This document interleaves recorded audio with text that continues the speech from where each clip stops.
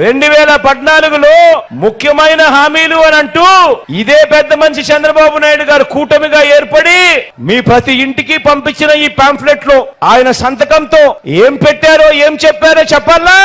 రైతు రుణమాఫీపై మొదటి సంతకం చేస్తా అన్నాడు. 87,612 కోట్ల రూపాయలు రుణాలు మాఫీ అయ్యాయా?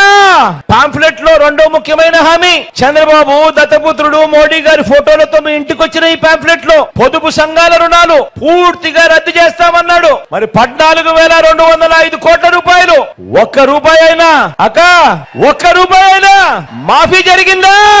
మూడో హామీ ఆడబిడ్డ పుట్టిన వెంటనే మహాలక్ష్మి పథకం కింద 25,000 రూపాయలు బ్యాంక్ అకౌంట్ లో డిపాజిట్ చేస్తామన్నాడు. ఒక్క రూపాయి అయినా చేశాడా? ఇంటింటికి ఓ ఉద్యోగం ఇవ్వలేకపోతే నెల 2,000 రూపాయలు నిరుద్యోగ వృత్తి, 5 ఏళ్లు అంటే 60 నెలలు ఇంటూ నెలకు 2,000 రూపాయలు అంటే ఒక్కొక్క ఇంటికి 1,00,000